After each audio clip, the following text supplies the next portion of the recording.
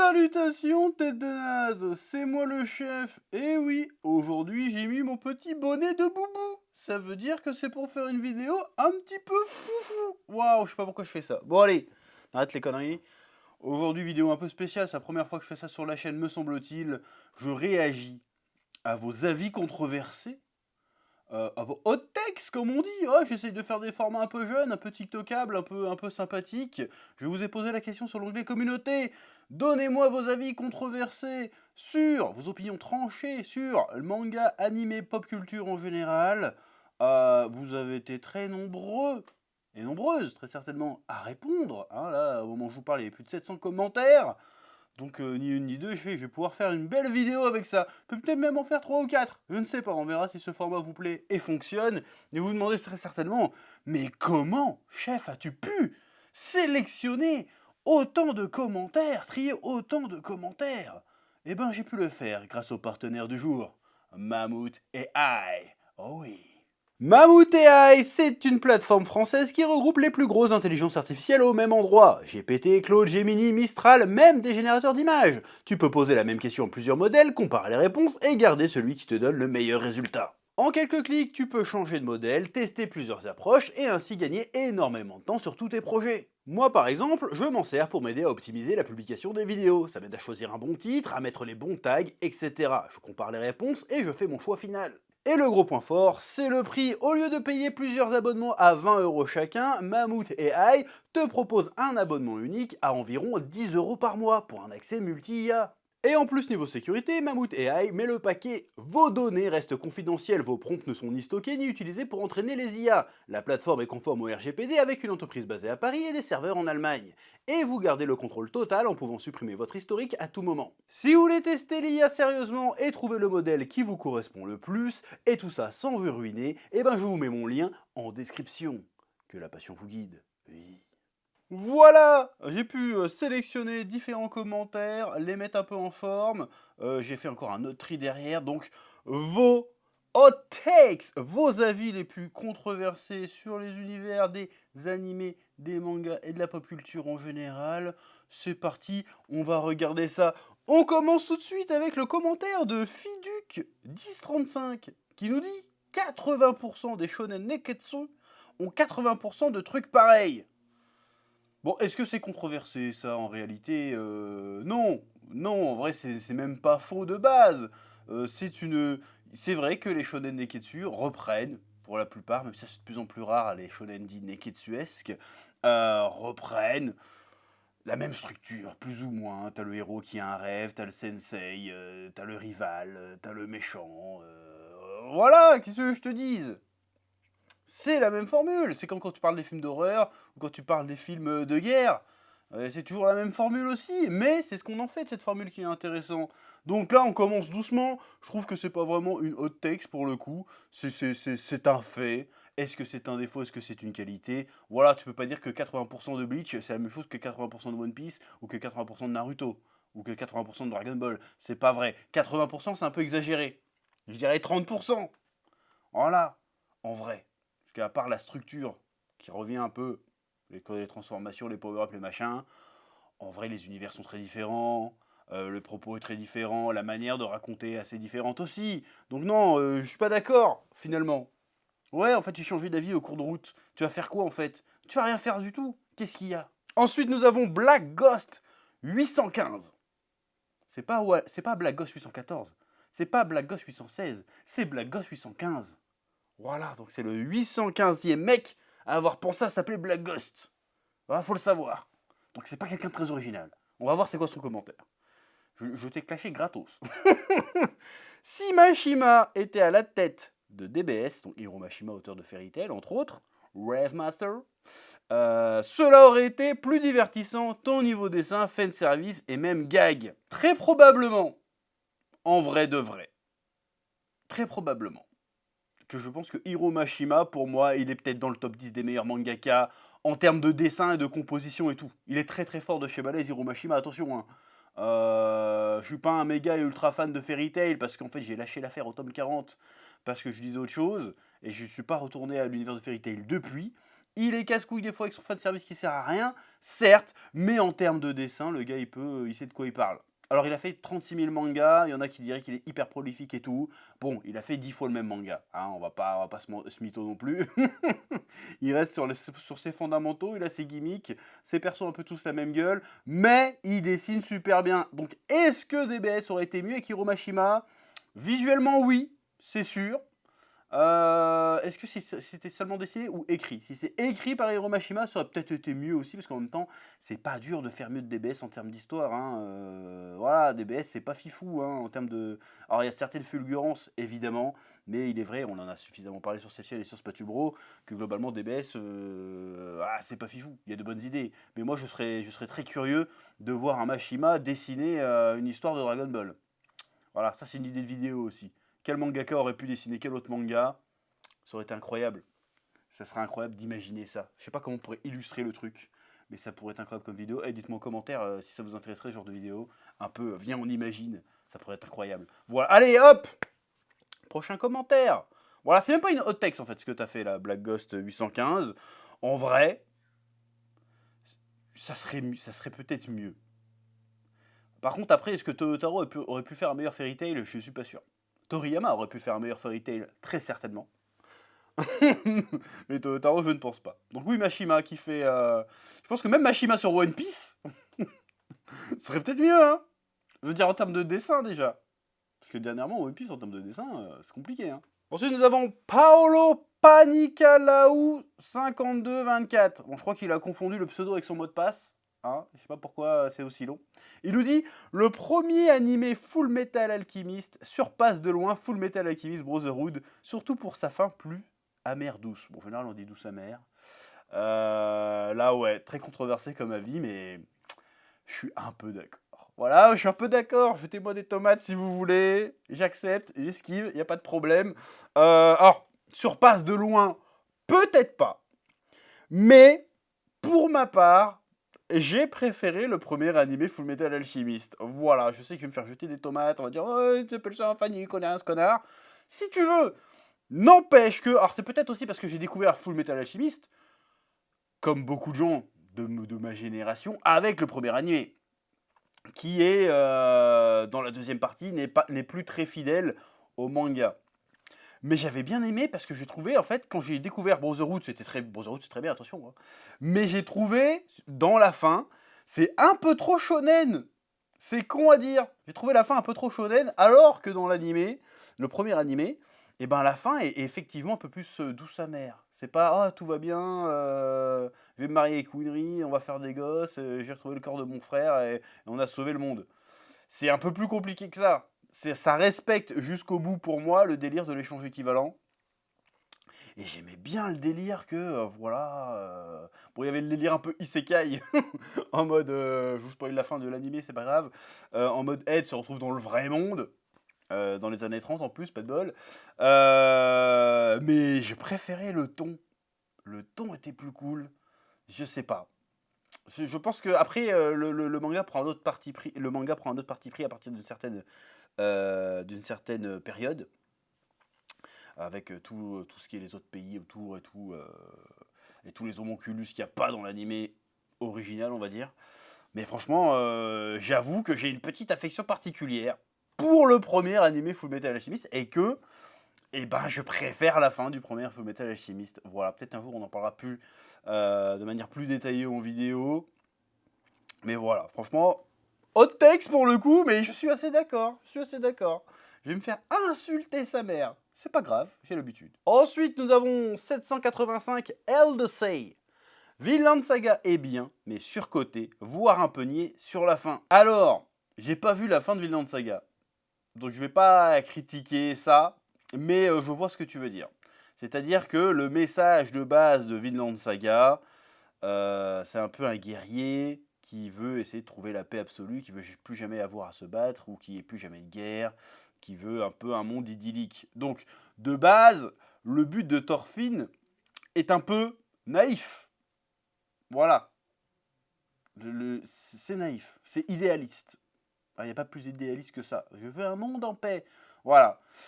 Donc forcément, à la fin, soit tu essayes de finir ce genre d'histoire sur une note positive en mode il garde espoir même s'il n'a pas atteint son objectif, parce que j'imagine qu'il n'a pas atteint son objectif vu que c'est un manga un peu historique et qu'on sait que les guerres, même aujourd'hui, il y en a encore plein.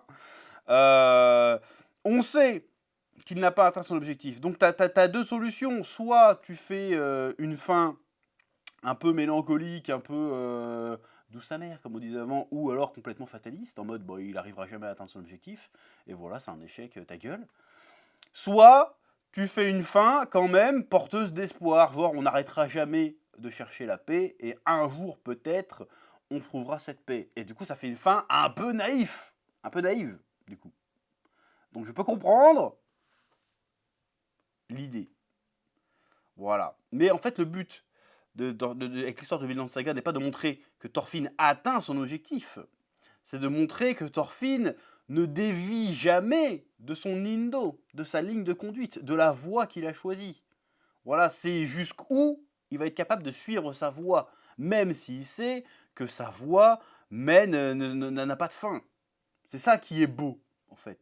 C'est pas le fait qu'il réussisse à avoir un monde en paix, c'est que lui réussisse à vivre selon ses principes, malgré la violence du monde qui l'entoure. C'est ça qui est intéressant. Donc oui, ça peut paraître un peu niais, mais c'est un peu le but. Voilà, oui. Gauthier Castaigne, 77-46. One Piece est devenu surcoté à cause des youtubeurs One Piece. Alors celle-là, mon gars, c'est une hot takes, comme tu dis, mais je suis un peu d'accord. Je suis un petit peu d'accord. Je trouve que le One Piece sur les réseaux et One Piece en manga, entre les deux, on lit pas le même One Piece. En vrai de vrai. Et je pense que One Piece est un peu empêtré dans tous ces trucs de lore, de mystère et de machin, parce que les gens sont plus à kiffer leur théorie qu'à kiffer le manga en réel. Et on m'a beaucoup critiqué pour cette phrase. J'ai dit plusieurs fois, les fans de One Piece, ils kiffent plus imaginer One Piece que le lire. Et plus on avance, plus c'est vrai, hein. Plus c'est vrai, parce que les chapitres, dernièrement, les chapitres sont assez décevants, assez brouillons, assez confus, et pourtant les gars sont toujours là, oui mais non, il s'est passé ci, il s'est passé ça, et en fait, oh là là, la case machin, il y a un indice de mon cul. Il n'y a jamais d'indice de ton cul, il n'y a jamais rien en fait. Donc oui, ça commence à être relou, parce qu'en fait, quand tu suis des trucs, pas que des youtubeurs, des créateurs de contenu en général, ou même des comptes Twitter sur le manga, t'as l'impression que chaque chapitre, il se passe une méga dinguerie de fou, et toi, t'es lecteur, tu lis le chapitre, tu fais, mais non, mais il n'y a rien de ce que vous avez dit, en fait. Et quand tu dis, non, mais en fait, il n'y a pas ça, ou quand tu oses ne serait-ce que dire, en fait, c'est peut-être pas si ouf, selon mon avis, t'as le droit d'avoir ton avis, tu vois, et ben, tu te fais, ouais, mais tu comprends rien à l'œuvre. Ouais, mais toi, est-ce que t'as relu 20 fois? Est-ce que t'as relu 20 fois ton le truc? Non, tu n'as pas relu 20 fois, donc t'es pas légitime à parler de One Piece, nanana. Voilà, donc c'est un truc c'est devenu une espèce de secte un petit peu, de fanatisme, qui peut dépiter. Déjà que quand tu veux te rentrer dans One Piece, tu dois te taper, je sais pas combien de milliers d'épisodes, combien de milliers de chapitres. Tu rentres là-dedans, et en plus, tu tapes des milliers de mecs qui sont excessifs pour rien. Ça reste qu'un manga à la fin, hein, donc calmez-vous, ça peut être relou. Parce que tu peux avoir l'impression que One Piece, c'est l'œuvre of all time, et ça l'est peut-être, mais peut-être pas au point qu'on croit que ça l'est. Des fois, il y en a, ils ont trop... Tu te souviens de la Zumba avec, soi-disant, la mère de Mihawk? Parce qu'il y a eu une onomatopée. Alors c'est peut-être la mère de Mihawk, on n'en sait rien encore. Bon, je pense qu'on la reverra plus, cette connasse. Mais bon, voilà. C'était parti en mode, ouah, le plus grand chapitre de l'histoire, alors qu'il n'y avait rien. Il n'y avait rien du tout. Donc oui, je pense que ça peut participer un peu au côté, putain, tout ce bruit pour ça. Tu vois ce que je veux dire? Je peux comprendre que ça peut saouler des gens. Voilà. Moi, ça me gave un peu. Moi, ça me gave un petit peu. Voilà. Hein, voilà. Calmez-vous. C'est qu'un manga. Des fois, il faut être capable de dire... Non, là, le chapitre n'était pas fou. C'est pas grave. Ça arrive de temps en temps. Hein. Oda, ça fait 30 piges qu'il est sur son manga. Il peut pas être au top tous les jours. Voilà, c'est tout. Il faut le dire. Il faut le dire. Et puis surtout, il faut arrêter de tomber sur les gens qui sont pas d'accord. Du moment que c'est dans le respect, y a pas de problème. J'ai pas dit, ouais, tous ceux qui sont pas d'accord avec moi, c'est des gros fils de pute. Je le pense. Non, c'est con. Je plaisante. Mais faut pas faire ça. C'est dans le respect, dans l'échange. Voilà, donc calmez-vous les fans de One Piece. Tout le monde sait que Dragon Ball c'est meilleur en plus. Tout le monde le sait. Oui. Même vous, vous le savez. Même vous, vous le savez au fond de vous. C'est pour ça que ça vous énerve. Je troll. On peut troller, c'est beau. Ensuite, nous avons Kevin Guichou 474. Death Note, t'as oublié un E, frérot, c'est pas grave. On fait tous des fautes. Death Note perd de son intérêt à la mort de L. Spoilers. On comprend rien au combat et ça. Ah, alors lui, deux hot takes dans un seul commentaire. Monsieur est gourmand. Monsieur est gourmand. On va tout lire. On comprend rien au combat et sort de Jujutsu Kaisen sans relire 3 fois le chapitre. Alors, première partie. Death Note perd de son intérêt à la mort de L. Un petit peu. C'est un petit peu vrai qu'à partir de la fin du tome 7 où L, du coup, perd face à Kira, le manga perd un peu de son piquant. C'est-à-dire que si on se prend, parce que Death Note est un shonen, mais si on prend dans l'idée shonen neketsuesque, il faut que le méchant d'après soit meilleur que le méchant d'avant. Le méchant, l'antagoniste plutôt. Parce que le méchant dans l'histoire, c'est Kira, bien évidemment. Tout dépend de comment tu vois le monde. Évidemment, je suis neutre dans cette histoire. Donc il y a Kira, Light Yagami donc. Il bat L, qui était le plus grand détective du monde. Et derrière, c'est qui? Il y a Nier et Melo. Et je suis désolé, Nier et Melo, comparé à L, ils puent la merde. Et surtout, il y a de la triche. Parce qu'ils n'ont pas vraiment vaincu Kira. Ils ont poursuivi l'enquête de L. C'est elle qui avait découvert tout, en réalité. Donc forcément, il n'y a plus le côté rival, le côté Sherlock Moriarty qu'il pouvait avoir dans le duel entre Kira et elle. Ça a un peu perdu de sa super. Mais de toute façon, les mangaka l'ont dit à demi-mot. Qu'ils ont été ils auraient voulu arrêter le manga là. Moi, je reste persuadé qu'ils auraient voulu arrêter le manga là. Ils en ont parlé d'ailleurs dans Bakuman. Dans Bakuman, à un moment donné, il y a Ashigori Muto, donc le duo qui porte le manga Bakuman. À un moment, ils arrêtent leur manga. Ils disent non, notre histoire elle est arrivée au bout, on veut arrêter là, tu vois. Et les durs font non, mais il faut continuer. Sauf que eux, ils ont réussi à faire arrêter leur manga au moment où ils voulaient. Et franchement, moi, ça m'a rappelé Death Note. Je suis persuadé que Death Note, ils auraient voulu arrêter beaucoup plus tôt. Voilà. Mais il fallait que Kira perde. Tu peux pas faire un manga où le mec qui se passe de justice gagne. Voilà, c'est un manga pour ados en plus à la base. Voilà. Tu peux pas. Je sais pas pourquoi tu peux pas, mais tu peux pas parce que voilà. Non, mais c'est pas un bon message. Alors que moi, j'aurais trouvé ça super intéressant. Que Kira gagne en mode bah peut-être qu'il a raison. Voilà. Sauf qu'ils ont pas pu le faire visiblement. C'est mon avis, c'est ma théorie, c'est mon intime conviction. Donc oui, je suis assez d'accord que Death Note, les 7 premiers tomes de Death Note sont les meilleurs. Voilà, ça peut dire qu'après c'est nul, j'ai jamais dit ça, mais je préfère quand il y avait elle, évidemment. On comprend rien au combat et sort de Jujutsu Kaisen sans lire 3 fois le chapitre. Ça c'est vrai, je suis désolé, c'est vrai. Me dites pas non, c'est parce que tu sais pas lire. Bande de menteurs de merde. C'est comme ceux qui disent oui, les chapitres de One Piece ils sont faciles à comprendre. C'est pas vrai. S'il était facile à comprendre, il n'y a pas besoin de vidéo review de 45 minutes ou d'1h30 à chaque chapitre. D'accord? Vous mentez. Jujutsu Kaisen c'est pareil. Il y a des combats, il faut relire 3 fois. Déjà le dessin, il faut le déchiffrer. Hein, et puis, comment fonctionnent les techniques, voilà, personne n'a compris comment marchait l'infini de Gojo encore. Hein. Faites pas genre, fille, ne sortez pas le lièvre et la tortue, je sais pas quoi. C'est pas vrai, vous avez rien compris, personne ne comprend rien. Même l'auteur lui-même a dit, en fait, j'ai raconté que de la merde. Voilà, et il est tellement cheaté que pour montrer comment Gojo se fait battre, il était obligé d'inventer un bullshit. Il l'a même pas montré. Il a fait, ah, c'est bon. Donc c'est pas faux. C'est vrai, mais c'est vrai aussi pour d'autres, hein. C'est vrai pour Jojo Bizarre Aventure. Jojo Bizarre Aventure, des fois, il y a des trucs, putain, faut y aller, hein. Mais ça fait partie du délire. On aime ou on n'aime pas. Voilà, il y en a qui adorent. Moi, ça dépend comment c'est fait. Des fois, j'adore, des fois, ça me saoule. Mais voilà, mais c'est très vrai, c'est vrai. Des fois, il faut relire 3 fois le chapitre pour comprendre déjà ce qui se passe physiquement et ce qui se passe dans les textes. Faut comprendre la logique. Voilà. Et je trouve que beaucoup d'auteurs aujourd'hui, ils confondent complexité avec compliqué. C'est dommage. C'est un peu relou. Voilà. Bref. Je parle même pas d'Hunter x Hunter. Hein. Putain, Hunter x Hunter, laisse tomber. Les derniers chapitres là. Oh là. Tu mets 1h30 à le lire le truc. Déjà, la première lecture, 1h30. Après, tu veux relire une deuxième fois. Tu fais putain. Vas-y, c'est un manga ou c'est Dostoïevski que je suis en train de lire là. Les frères Karamazov, le truc il fait 1500 pages, un truc comme ça là. Je suis jamais arrivé au bout. J'essaye, hein. C'est bien, hein, mais compliqué, hein. Bref, allez, suivant. Black Ghost 815, encore lui. Eh ben dis donc. Hunter x Hunter n'aura jamais de fin. Bon, c'est pas une hot take, ça, c'est très probable. Hein. On n'a pas eu de chapitre pendant 10 piges. Là, il revient vite fait parce qu'il a une salve. À un moment donné, il va pas finir. Hein. Il va pas finir. Et moi, je finirai pas non plus. J'en ai marre, il y a trop de texte. Pour ça, je fais pas de review d'Hunter x Hunter. Parce que pour comprendre tout, faut que je reprenne depuis le début.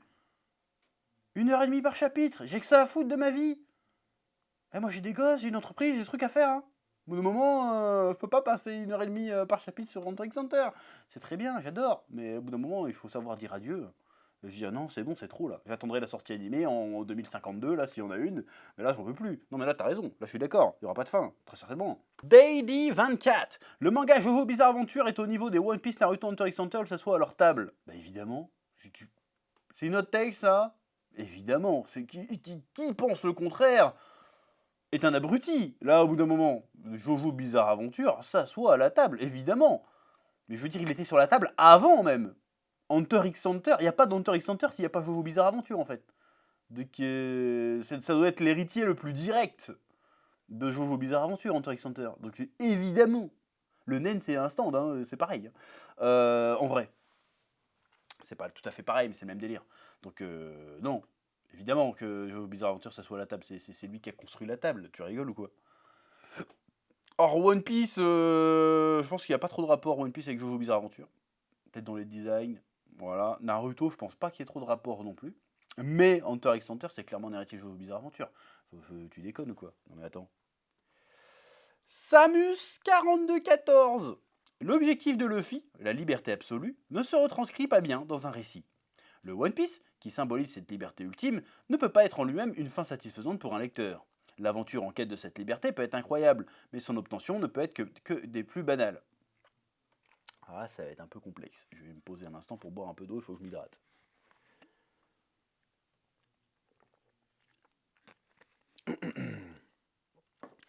Alors, déjà, le problème de ta hot text là, c'est que le postulat de départ est peut-être pas le bon. Est-ce que l'objectif de Luffy est la liberté absolue?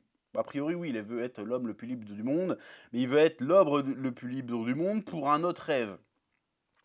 Mais est-ce que le One Piece symbolise cette liberté ultime? Ça, je suis pas d'accord. C'est peut-être le moyen d'y accéder. Est-ce que celui qui trouve le One Piece devient le roi des pirates? Voilà. Donc le One Piece en soi, je pense que Luffy s'en branle. Il veut le One Piece pour devenir roi des pirates et donc être l'homme le plus libre du monde vu qu'il est le roi des pirates. Voilà. Mais c'est vrai que le personnage de Luffy incarne une idée de liberté absolue. Et pourquoi ça ne rendrait pas bien dans un récit? Ça par contre j'ai pas compris. Et le One Piece qui symbolise cette liberté ne peut pas être en lui-même une fin satisfaisante pour le lecteur. Moi je pense pas que le manga va se terminer sur la révélation du One Piece. Je pense que le manga continuera un petit peu après. Je pense que vu comment l'histoire part, parce que Luffy à un moment donné va certainement être le leader d'une révolution quelconque contre le gouvernement mondial et contre Im-sama, pour ceux qui sont à jour dans One Piece, mais pour avoir le statut légitime pour entrer en guerre contre le gouvernement mondial, il va falloir qu'il devienne le roi des pirates. Donc il sera le roi des pirates, il trouvera le One Piece, peut-être qu'on ne saura pas ce que c'est tout de suite, mais il trouvera le One Piece, il sera le roi des pirates, et là, la guerre finale commencera. Donc je pense que le One Piece, ça va être le déclencheur de la fin du manga, mais pas la fin du manga en soi. Voilà, je pense que c'est ça. Est-ce que en soi, la découverte de One Piece sera à elle seule satisfaisante? Non, il faut qu'on trouve le One Piece et qu'ensuite on règle tout le reste des intrigues. On ne peut pas régler toutes les intrigues et trouver le One Piece. Le One Piece va régler toutes les intrigues. Tu vois ce que je veux dire ou pas? Oui. Caspritter, Dragon Ball, c'était mieux avant la partie Z. Voilà, franchement, c'est une opinion. C'est une opinion, c'est juste qu'avant la partie Z, qui n'existe pas en manga, hein, mais bon, c'est, on va dire la partie Z, comme ça tout le monde voit de quoi on parle. C'est pas le même manga en fait. Avant ça, Dragon Ball, c'est un manga d'aventure avec de la bagarre. Après ça, c'est un manga limite vraiment fantastique avec des grosses bagarres. C'est un manga de combat après. Ce qui n'était pas tout à fait le cas avant. Donc on change un peu de registre. C'est un peu la différence entre dans Jojo Battle Tendency et Stardust Crusader. Là, on n'est plus dans le même délire. On change vraiment de registre. On change presque d'univers, en vrai. Donc, c'est un avis. Si tu préfères un peu plus le côté humour aventureux, enfantin, eh ben, tu vas préférer Dragon Ball. Si tu préfères les grosses bagarres épiques, tu vas préférer Dragon Ball Z. Voilà, c'est un avis. Voilà, je pourrais pas dire qu'objectivement c'est meilleur. C'est deux dans deux registres. C'est très bon dans le registre différent, en fait. Oui. Moi j'aime les deux pareil. Voilà, j'aime tout. Voilà. Shadow EXRX. Waouh. EX8RX. C'est compliqué vos pseudos. Hein. Faire quelque chose. Hein. Saint Seiya est un manga slash animé trop peu connu et reconnu à sa juste valeur par rapport à ce qu'il a apporté à ce média. Alors, c'est vrai et c'est pas vrai. C'est-à-dire que les gens de ma génération connaissent très bien Saint Seiya. Parce que Saint Seiya, c'était le club Dorothée. C'était DBZ, Saint Seiya, les chevaliers du Zodiaque. Déjà de mon temps, quand tu disais Saint Seiya, tu te la pétais un petit peu. Hein, c'était Seiya, c'était Yoga, c'était Félix. Voilà. Donc Saint Seiya est reconnu. Pour ceux qui s'intéressent, j'ai envie de dire, ça fait un peu snob de dire ça, mais ceux qui s'intéressent vraiment à l'univers du manga, Saint Seiya est connu et reconnu. Le grand public actuel le connaît un peu moins. Je te parle des 2000, génération Netflix, t'appelles ça comme tu veux. Les Gen Z le connaissent un peu moins. Pourquoi bah parce que ça a un peu vieilli, il n'y a pas eu trop de mise à jour, et c'est devenu quelque chose de niche. Autant Dragon Ball, c'est devenu tellement global que ça fait partie de la culture vraiment populaire, de l'inconscient collectif, on peut parler presque. Autant Saint Seiya, ça reste un truc de niche. C'est-à-dire que les mecs qui sont fans de Saint Seiya, c'est un peu comme les fans de Gundam, tu vois. C'est-à-dire ils sont très très fans, mais ils sont entre eux. Il faut connaître tous les chevaliers, les Saints, connaître toutes les armures, connaître toutes les versions de Saint Seiya. Je pense que c'est une série qui a eu trop de spin-off aussi. Il y a tellement de spin-off, tu sais pas par où commencer Saint Seiya en réalité. Est-ce que tu commences chronologiquement avec Lost Canva, ou Saint Seiya Omega? Je crois que Saint Seiya Omega ça se passe encore avant, si je dis pas de bêtises. Pas Omega, Saint Seiya G. Pardon, je me suis trompé.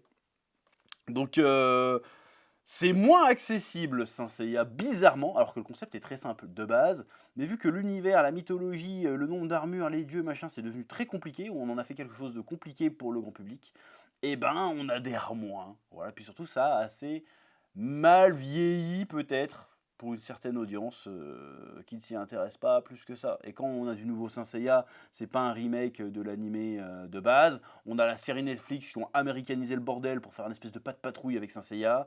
Donc forcément, ça marche pas. Donc forcément, c'est de la merde. Donc forcément, bah, ça renouvelle pas le cheptel, j'ai envie de te dire. Hein tu me fais un animé Saint Seiya, là, comme ils ont fait Lost Canvas, mais tu reprends le manga original et tu fais un animé Saint Seiya aujourd'hui, traité un peu façon Jujutsu Kaisen dans l'animation machin, ou Demon Slayer, tu mets Ufotable dessus, là je te dis, ça pète les gens ils pètent des câbles sur Saint Seiya. Vraiment. Le problème, c'est qu'on n'aura pas ça. Parce que le but des producteurs de Saint Seiya en animé, maintenant, bah, c'est de vendre du jouet. C'est pas de faire un bon animé. Voilà. Donc, quand t'as Soul of Gold, c'est pour vendre des nouvelles armures. C'est pas pour faire un nouveau truc Saint Seiya stylé. Quand t'as Saint Seiya Omega, pareil. C'était sympa, Saint Seiya Omega. Mais c'est pour vendre des nouvelles armures, des nouveaux goodies. C'est pas pour faire un nouvel animé qui déchire sa grand-mère, tu vois. Donc, voilà, c'est ça. Je pense que c'est ça. C'est pour ça que Saint Seiya a du mal à revenir. Après, il y a eu le film avec Makenyu. Bon, bah tu fais ça, t'as pas envie de découvrir Saint Seiya. Parce que le film est à chier de ouf. Voilà, oui. Ensuite, j'en ai sélectionné beaucoup. Wellstone Tesla 9542. C'est quoi ces pseudos, encore une fois? Damn. Du Reichbait, 2 points. Mushoku Tensei, Jobless Réincarnation, animé de dégène ou chef-d'œuvre incompris. C'est une question ou c'est... Voilà. Bon alors, j'ai pas vu tout Mushoku Tensei. Il paraît que c'est bien, il paraît que c'est un truc de dégénéré aussi, parce que le héros, en gros, dans sa vie d'avant, c'était un gros bizarre qui se branlait sur sa nièce. Hein, ça c'est dans le bouquin apparemment, c'est pas moi qui le dis.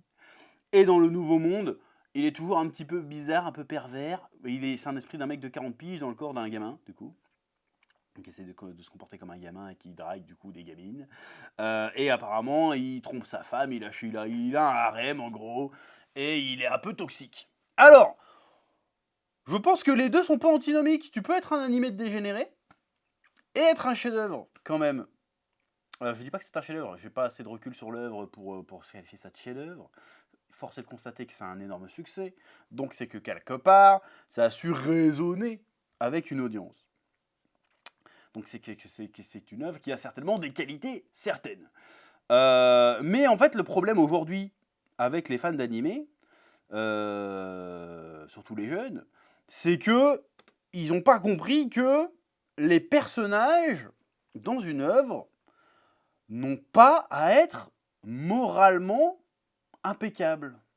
Voilà. Tu peux faire des personnages avec des défauts de caractère, des défauts, des fois tu as des défauts rigolos, mais tu as des défauts aussi, des héros sont pas forcément des gens bien en fait. Tu n'es pas obligé d'être quelqu'un de bien. Tu peux faire un héros avec quelqu'un de médiocre en fait, de pas ouf, qui a peut-être des qualités qui atténuent un petit peu ces aspects, ces mauvais aspects, mais qui reste quand même fondamentalement quelqu'un de défaillant, qui n'est pas parfait, qui n'est pas infaillible, qui a des défauts, qui a des failles, qui a même des traits de caractère détestables. Et pour autant, tu peux en faire un bon protagoniste et tu peux en faire une très bonne histoire. Tu peux même t'attacher à un personnage qui sur certains aspects, est moralement détestable. À un certain point, évidemment. Le problème, c'est que sur Mushoku Tensei, j'ai l'impression que les gens sont beaucoup trop dans l'interprétation.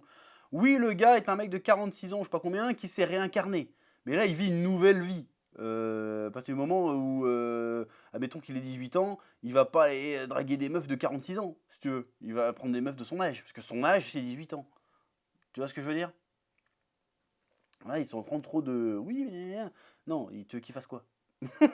En fait, c'est débile. En fait, vous faites des scénarios dans votre tête et vous dites ah ouais, mais moralement, c'est pas bien. Non, quand il trompe sa femme, à la limite, d'accord. Je dis pas à la limite, je veux dire, c'est pas bien. Mais voilà. Mais quand il commence à avoir des relations avec des gens de son âge, en fait, faut arrêter le délire. Tu vois ce que je veux dire? Les gens projettent trop des trucs qui n'ont pas lieu d'être. Je trouve. Après, encore une fois, j'ai vu 5 épisodes moi, de Mushoku Tensei. J'ai entendu parler de certains trucs, mais c'est tout. Donc peut-être qu'un jour je ferai l'effort de regarder en entier, et peut-être que je donnerai mon avis dessus. Mais c'est pas parce que ça peut être un animé de dégénéré, tout en étant un chef-d'œuvre. C'est pas antinomique. Voilà. Mais après, bon, qualifier un truc de dégénéré, ça reste subjectif, encore une fois. Il y a quelqu'un qui va trouver ça, il va dire, ouais, ça me parle tellement. Et d'autres vont dire, qu'est-ce que c'est pour aimer ce personnage-là? Faut vraiment être taré dans sa tête. C'est possible aussi, c'est le risque aussi quand on fait des personnages un peu atypiques, que des gens les détestent. C'est logique. Voilà. Bref. Anonyme ou mousse? Le roi du jeu de mots.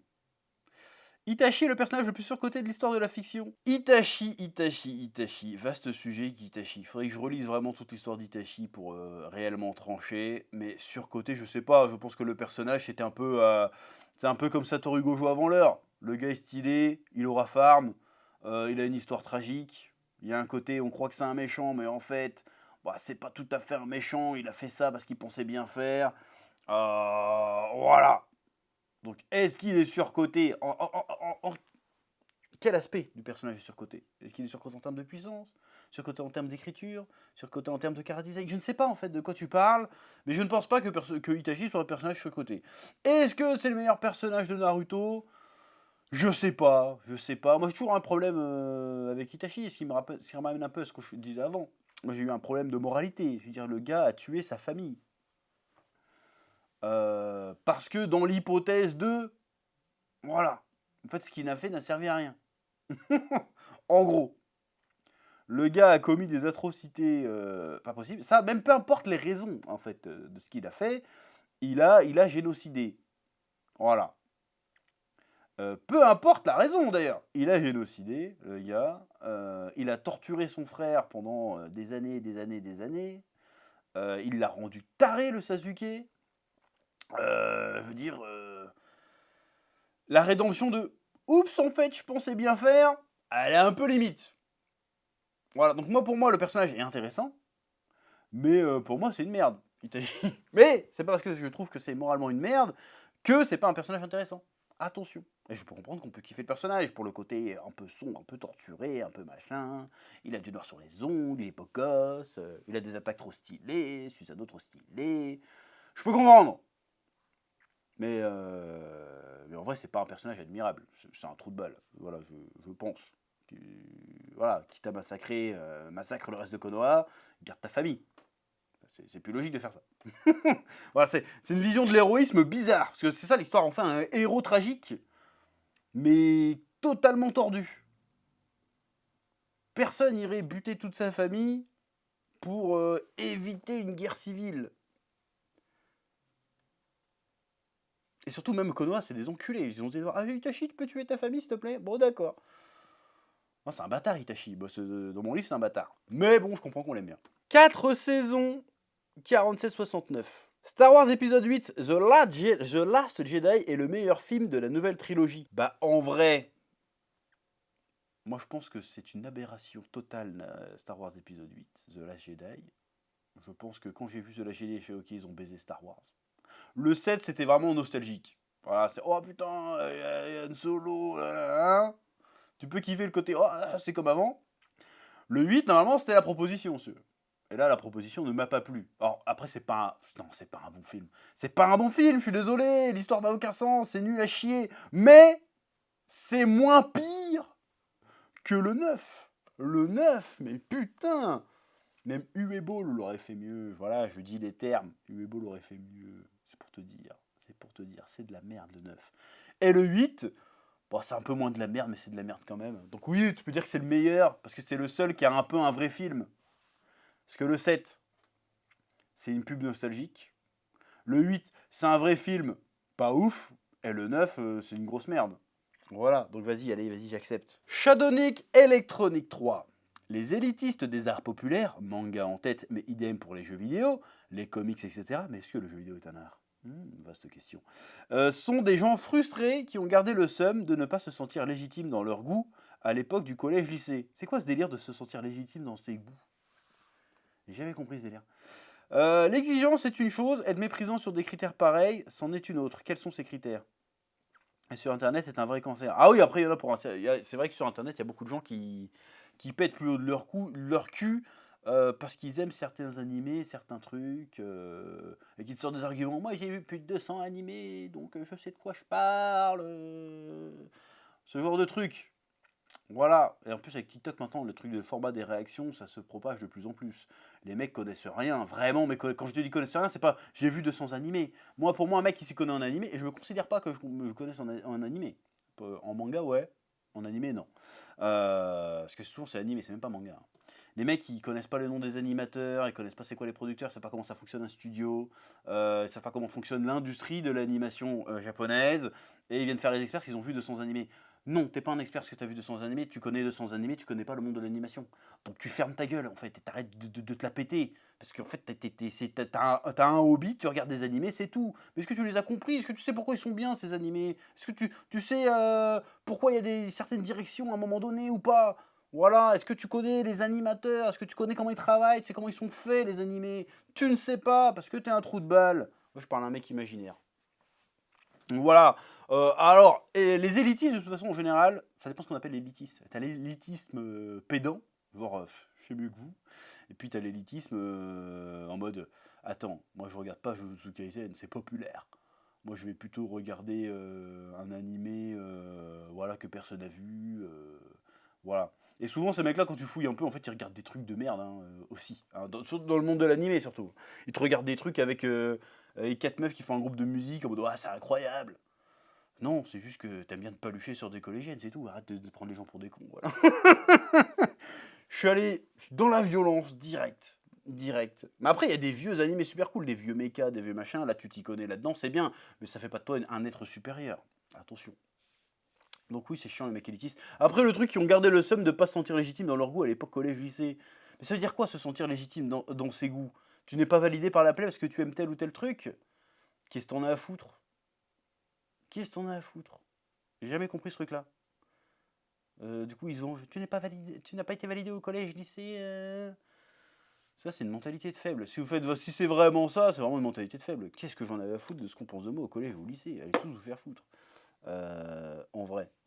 Donc je comprends pas. Donc être exigeant, après, t'as le droit d'être exigeant et de kiffer les bonnes choses.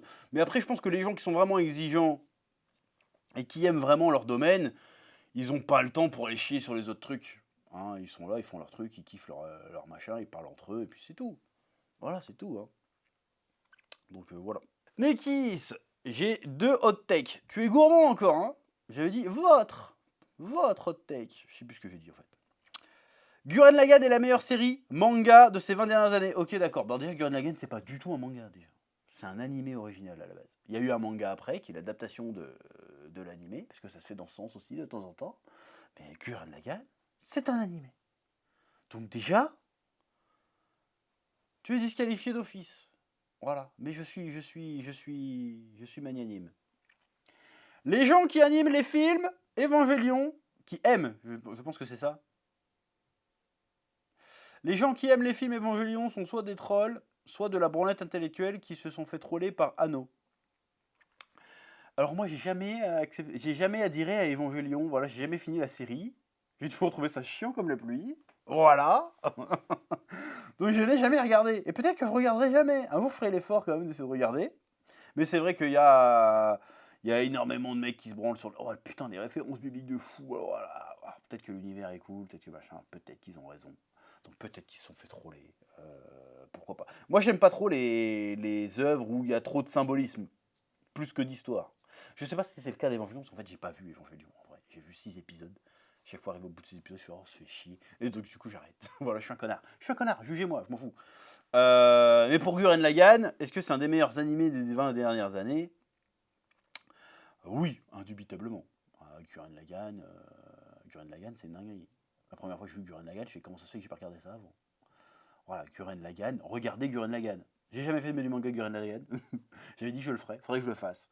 Mais Gurren Lagann, c'est excellent, Gurren Lagann. Du début à la fin. Voilà. Donc regardez Gurren Lagann, vous me remercierez. C'est incroyable, ça va changer votre vie, Gurren Lagann. C'est trop bien, oui. N4-1 Nail, je me dis que c'est Nail. L'époque où être fan de manga n'était pas la norme me manque. Netflix a démocratisé le manga, surtout l'animation. Oui, c'est l'animation. Résultat, plus de monde regarde, donc les studios ont beaucoup plus de budget. Mais maintenant, un peu comme pour les AAA dans les jeux vidéo, les studios nous pondent tous la même chose pour ne pas prendre de risques. Il y a donc moins d'originalité et une industrie qui cherche à plaire au plus grand nombre sans... Je sais pas. Le truc n'est pas fini. Alors... l'époque pour les fans de manga n'était pas là, me manque. Quand regarder des mangas et des animés, c'était un truc de niche. C'est toujours le cas d'ailleurs. Hein. La plupart des gens regardent des animés surtout. C'est parce que tu regardes des animés que tu es un fan d'animés. Tout le monde regarde des séries télé. Je n'entends personne dire moi je suis un fan de séries télé. Tu vois ce que je veux dire? Tout le monde regarde des films. Tout le monde dit pas putain, je suis des fils de fou. Voilà. Non, il y en a qui regardent un animé comme un divertissement comme un autre. Point barre. Netflix a démocratisé le manga. Alors c'est pas forcément Netflix, c'est surtout l'apparition des plateformes de streaming. Donc on peut l'attribuer à toutes les plateformes de streaming, hein, que ce soit Amazon, Disney+, Crunchyroll évidemment, ADN, Wakanim en son temps, qui ont démocratisé un peu plus l'animation. Puis il y a eu le Covid, où énormément de gens se sont mis à regarder des animés du coup. Et donc plus de monde regarde, donc les studios ont plus de budget. Ça, je suis pas sûr que ça soit vrai, hein. Encore une fois, moi je suis pas du tout spécialiste dans le monde de l'animation, je suis un peu un touriste, je suis plus manga, l'édition, tout ça, je sais à peu près comment ça marche, l'animation un peu moins, mais je suis pas sûr que ça soit vrai. Hein.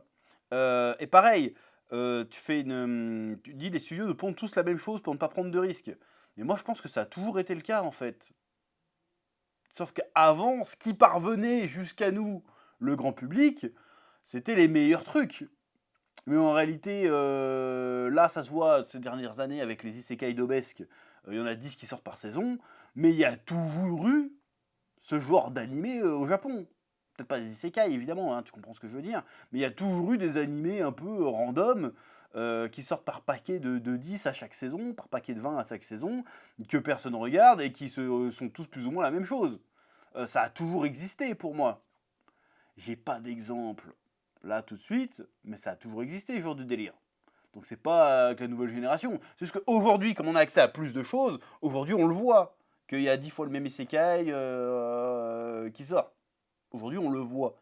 Mais ça a toujours existé, c'est pas spécifique à aujourd'hui. C'est juste que nous aujourd'hui, on s'en rend compte. Voilà. Et c'est pas vrai, il y a des trucs qui sortent toutes les saisons qui sont quand même assez originales, malgré tout. Il y a toujours des petites pépites. Après, tout le monde ne les regarde pas forcément. Des fois, c'est très mal distribué, même sur les plateformes de streaming. Il y a plein d'animés sur Disney Plus que personne n'a regardé parce qu'ils ne savaient même pas qu'ils étaient là, parce qu'il n'y avait pas de promo et rien. Voilà.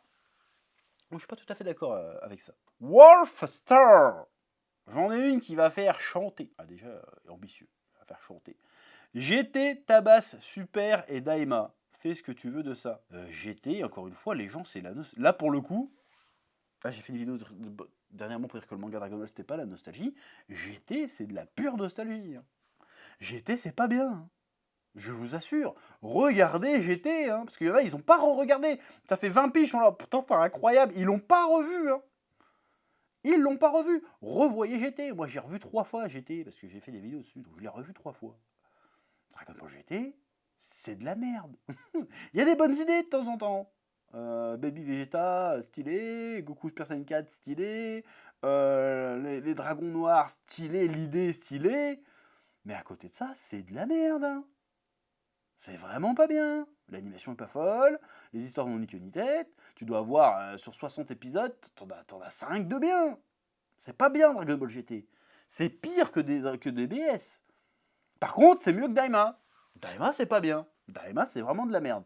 Là, pour le coup, c'est mieux que Daima. Je préfère GT à Daima. Tu me dis, tu veux revoir Dragon Ball Daima? Je fais non. Tu veux revoir GT? Allez, pourquoi pas. Super, je regarderai. Voilà, aussi pareil. Mais non, GT, ça ne tabasse pas Daima. C'est la nostalgie. Il va falloir argumenter. Tu peux pas dire que le scénario est meilleur, que les personnages sont meilleurs, que l'animation est meilleure. C'est pas possible. Donc moi, t'as droit chacun son avis. Mais là, autre que l'argument nostalgique, tu vas me sortir SSJ4, c'est tout ce que tu vas me sortir. Ok, il est stylé si tu veux, mais c'est tout. C'est tout. C'est la nostalgie. Dragon Ball GT, c'est la pure nostalgie. Objectivement, personne ne peut me dire que c'est un bon animé, c'est pas vrai. L'opening et le SSJ4, c'est tout. Le reste, c'est de la merde. Voilà, je l'ai dit. Vous pouvez clipper, je m'en bats les couilles. Le Marin 73, un pseudo à peu près normal. Sans son animé, Les Rôdeurs de la Nuit, à l'ancienne, donc il parle de Kimetsu no Yaiba, donc de Demon Slayer, c'est vraiment pas dingo. Et Fire Force, qui est sorti à peu près durant la même période, est bien meilleur sur tous les points. Et ensuite, il fait Dragon Ball aurait dû s'arrêter à l'arc Namek, les arcs Cell et Boo sont de trop. Bon, ça, je vais pas rester sur Dragon Ball, on s'en fout, c'est ton avis, ça te regarde. Demon Slayer est porté par son animé. Oui, en quoi c'est une hot take ça? Tout le monde le sait que c'est porté par son animé et que le manga est pas fou. Le manga est bon de Demon Slayer. Le manga est bon, il y a son univers, il y a son délire, mais le manga c'est Saint Seiya avec des épées. En moins bien que Saint Seiya quand même. Saint Seiya c'est quand même mieux. Mais oui, c'est parce que l'animé du Fotable est exceptionnel. Ah, il y a des musiques de fou, il y a les seiyuu de fou, l'animation de fou. Donc ça fonctionne, donc c'est cool. Demon Slayer c'est très cool. Mais le manga tout seul, en vrai, il est pas si dingue. C'est vrai qu'il est pas si dingue. Quand tu passes de l'animé et que tu lis le manga, tu fais ah, putain de merde. Compliqué le passage de l'un à l'autre, mais ça a quand même eu des qualités. Et le manga a quand même des qualités, sinon il n'aurait pas été adapté, il n'aurait pas connu ce succès. Donc voilà, on peut pas dire que c'est un manga surcoté, c'est pas ce que tu dis, mais voilà. Et Fire Force qui est sorti à peu près dans la même période est bien meilleur sur tous les points. Je suis d'accord, Fire Force est bien meilleur sur tous les points que Demon Slayer. Moi, je pense que le problème de Fire Force, c'est le concept, c'est des pompiers, tout le monde s'en branle, les pompiers, c'est terrible. C'est un truc terrible à dire en plus avec ce qui se passe en ce moment avec les incendies et tout. Mais les pompiers, dans un manga, t'as beau les faire combattre des démons et les foutre à moitié à poil, les pompiers, c'est pas vendeur les pompiers. C'est con, hein. Moi, je pense que ça tient que à ça, que c'est pas marché plus que ça. Fire Force, ça a eu un succès d'estime très très correct, mais c'est pas, ça aurait mérité, selon moi, le succès qu'a eu Demon Slayer 10 fois. Vraiment. Mais bon, après, le destin, c'est le public qui choisit. Hein. C'est pas moi qui choisis. Hein, oui. Lucas Revilla. One Piece est le moins bon du Big Three, que ce soit sur le plan graphique et scénaristique. Oh, ça là est dur. C'est compliqué. Hein. Parce que... Graphique, je pourrais l'accorder pour le graphique. Scénaristique, je suis pas sûr. Je suis pas sûr quand même. Je pense que je suis pas d'accord en fait. Ça dépend parce que si tu parles vraiment de l'époque du Big Three, parce que là, en fait, il y a une concurrence déloyale. C'est-à-dire que le Big Three, il est fini depuis 15 piges. One Piece continue toujours. Donc la concurrence est un peu déloyale. Mais je veux dire, à date, je veux dire, à date, vraiment époque du Big Three, je pense pas que One Piece est le moins bon scénario. Hein. Je pense, je vais me faire insulter, je pense que, en termes de scénario, je mettrais Naruto, One Piece, Bleach. En termes de dessin, je mettrais Naruto, Bleach, One Piece. Voilà, faites ce que vous voulez de cette information, mais pour moi, c'est ça. Voilà. Je dis pas que le scénario de Bleach est mauvais, même si sur la fin. Mais je pense que le scénario de One Piece, au global, évidemment, hein, me parle plus personnellement, parce qu'à dire qu'un scénario est meilleur, c'est un peu abstrait. Mais les thèmes abordés dans One Piece, et la manière de les aborder, me parlent plus que les thèmes dans Bleach, qui sont très intéressants aussi, évidemment. Mais hey, je trouve que One Piece est un peu mieux mené de ce point de vue-là. Voilà. Et au-dessus, je mettrais Naruto. Voilà. Mais je pense que de toute façon, en termes de dessin et de scénario, Naruto est le meilleur du Big Three pour moi. Je l'ai dit. Tu vas faire quoi, en fait? Tu vas rien faire. Parce que tu sais au fond de ton cœur que c'est la vérité. Naruto était le meilleur. Il est toujours le meilleur d'ailleurs. Il est le meilleur. Naruto au-dessus de One Piece. Voilà. Mais en dessous de Dragon Ball, évidemment. Évidemment. Lirunos. Jojo n'a pas besoin de stand. Ah ouais. Ah, quand même. Même si les stands sont cool, et la partie 3 est de loin la plus surcotée de toutes, sa structure est basiquement du niveau de Pokémon. Ouais, mais non, mais là, tu veux te faire remarquer. Là, tu penses pas ce que tu penses pas ce que tu dis. Là, tu penses pas ce que tu dis. Or, je sais ce que tu veux dire, un petit peu dans, j'imagine en tout cas, sa structure est basiquement du même niveau de Pokémon. C'est le côté, on voyage pour aller d'un endroit à un point B, et sur le chemin, on rencontre des Pokémon, aka des stands, qu'on doit battre pour passer à l'étape suivante. Voilà. Je comprends ce que tu veux dire, mais non, je suis pas d'accord. C'est un road trip, quoi, en fait, avec la structure de Stardust Crusader est très simple et éculée, bien sûr. Mais les stands, quand même, c'est une putain d'idée de fou, les stands. Alors, par contre, je suis comme toi, je préférais les combats avec l'onde. Parce qu'avec l'onde, fallait vraiment que le mec, il est Joseph, là, quand il se battait contre des dieux aztèques, là, il fallait qu'il ait vraiment des putains d'idées pour les battre, tu vois. C'est pas juste, eh non, je vais utiliser mon stand. Même si c'est pas que ça, hein, Jojo, c'est beaucoup plus compliqué que ça, mais les stands, ça a quand même permis de, eh vas-y, l'onde, c'est quand même limité. Or que les stands, putain, je peux inventer un stand qui remonte le temps, je peux inventer un stand qui utilise le son, toi, tu peux tout faire avec les stands. Donc, je pense que c'était une bonne idée. Jojo sans stand aurait pu continuer, mais ça aurait pas été le même Jojo. Voilà. Alors que les stands, je pense que l'idée des stands fait que Jojo continue encore aujourd'hui. Voilà. Donc je suis pas d'accord. Ça aurait pu continuer sans stand, mais ça aurait pas été la même chose. Voilà, je trouve. Oui. À moins qu'il aurait inventé des nouveaux pouvoirs. Mais finalement, s'il avait inventé des nouveaux pouvoirs, ça aurait donné le Nen. En fait, à moins que l'onde soit devenu le Nen, ça aurait été très compliqué de faire durer Jojo aussi longtemps. Pour moi. Oui. Ether Wesley 2579. Okuto no Ken, c'est le manga qui a le plus influencé son médium ever. Alors là, compliqué. Compliqué. Parce qu'on ne se rend pas compte aujourd'hui, mais Okuto no Ken, pour détrôner Okuto no Ken du top du Weekly Shonen Jump, parce que oui, c'était dans le Weekly Shonen Jump, Okuto no Ken, il a fallu Dragon Ball.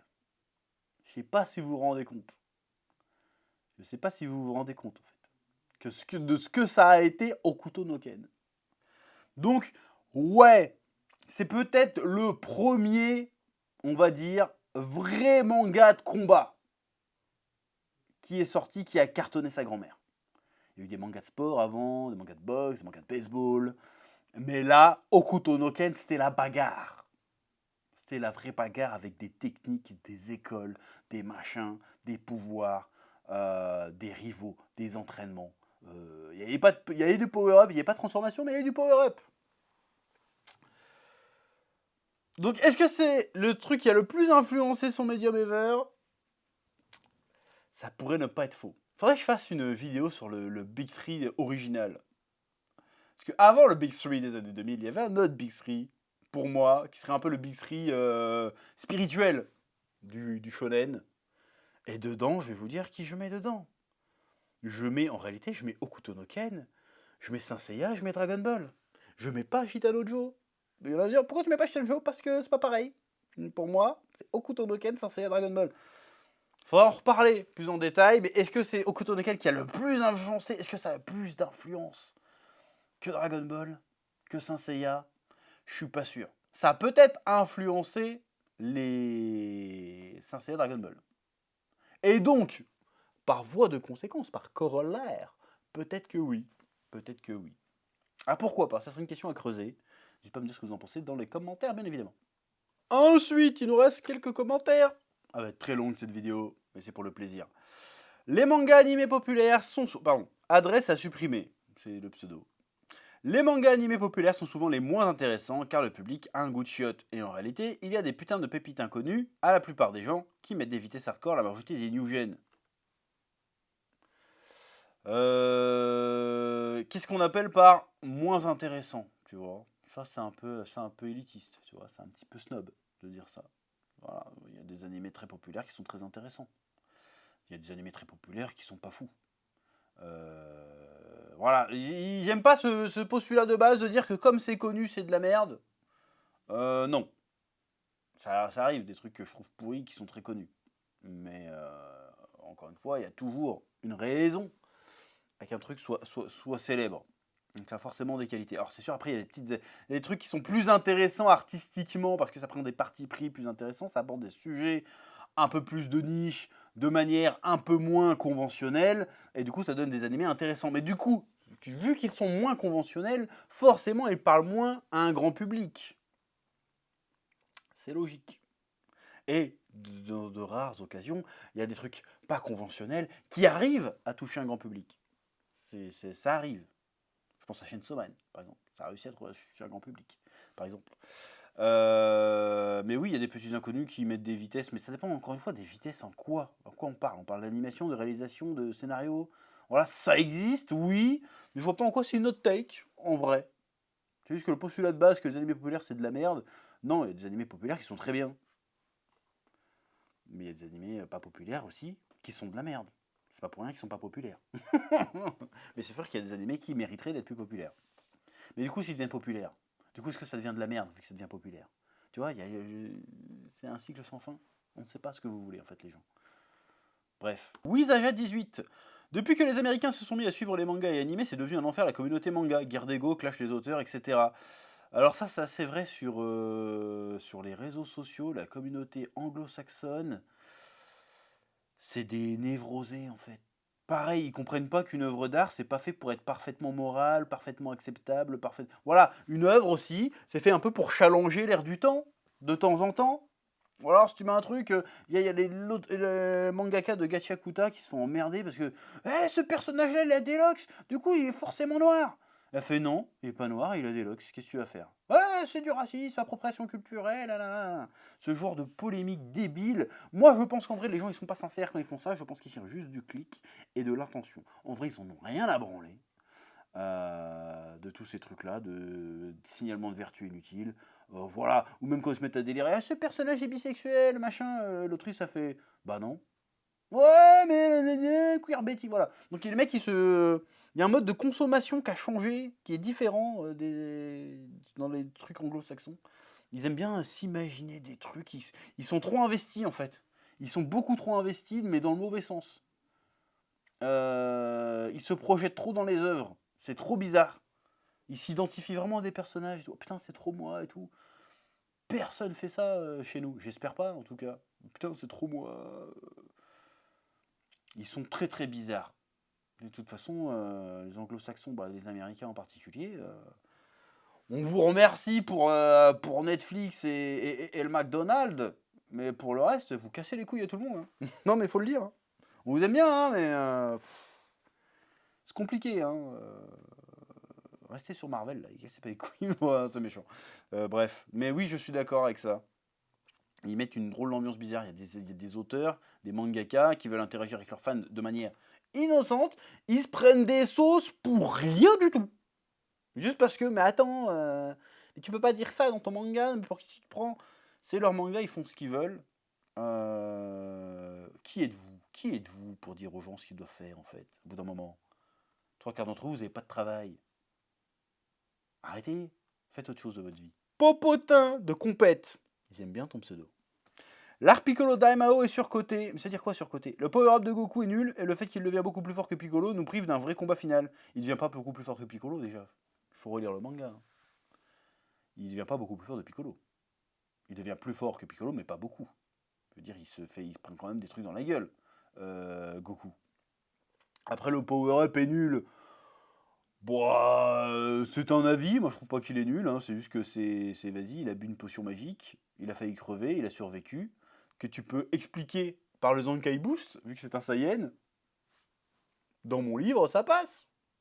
En vrai de vrai.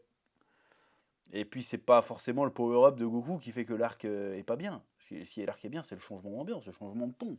Un vrai méchant compétent qui bat les méchants, qui bat les gentils, qui contrôle le monde.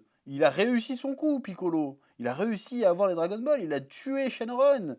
Il a tué Krillin. Il a tué Muten Roshi. Bon, Muten Roshi est mort tout seul, mais il a tué Chaozu. Il est imbattable. Il a même battu Goku. Chose qui arrive rarement. Il perd en tournoi, mais il perd jamais vraiment en combat. Hein. Il perd en combat, Goku. Tu te dis, l'espoir est perdu. Et puis Piccolo est trop stylé, Piccolo Daimao. Donc c'est ton avis. Mais moi je trouve qu'il est très stylé. Tu aurais préféré quoi? Qu'il se transforme en Super Saiyan?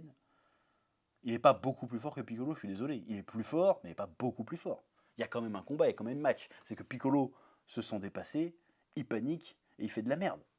Mais en vrai, le combat est stylé. Oui. Smith T. Channel. J'entends souvent de la part de certaines fans d'anime que les corps des femmes dans One Piece sont tous les mêmes et quand je leur donne 15 persos de morphologie différentes, ça se tait. Car bon, ce sont souvent des gens qui ne regardent pas One Piece et qui voient toujours les mêmes Robin, Nami, Vivi, Hancock, MDR. Bah oui, ça c'est vrai ça. Il y a plein de morphologies dans One Piece, mais de toute façon, quand bien même les meufs auraient tous la même morphologie, qu'est-ce que ça peut bien foutre? Putain, mais on se pose jamais la question pour les personnages masculins. T'as jamais entendu personne se plaindre que putain, dans Dragon Ball, ils sont tous méga baraques. Parce qu'ils sont tous méga baraques. Physiquement, entre Goku et Yamcha, il n'y a pas grand-chose de différence. Hein. Ils sont tous méga musclés, beaux gosses et tout. Hein. Personne se plaint.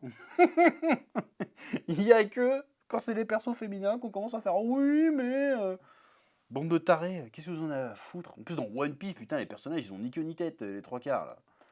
C'est pas vrai. Donc ils se plaignent pour des trucs de merde. Parce qu'ils aiment bien se plaindre.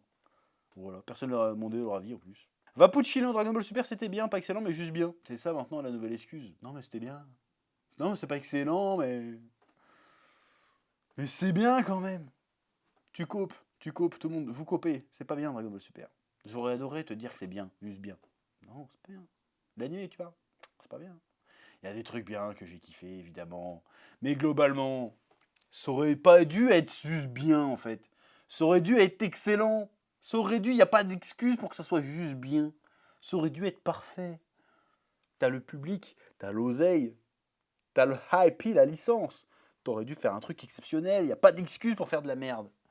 Et pourtant, vous faites que de la merde avec. C'est terrible. Oda perd le contrôle du lore de son œuvre. Andy Sap qui nous dit ça. Je crois que c'est la dernière.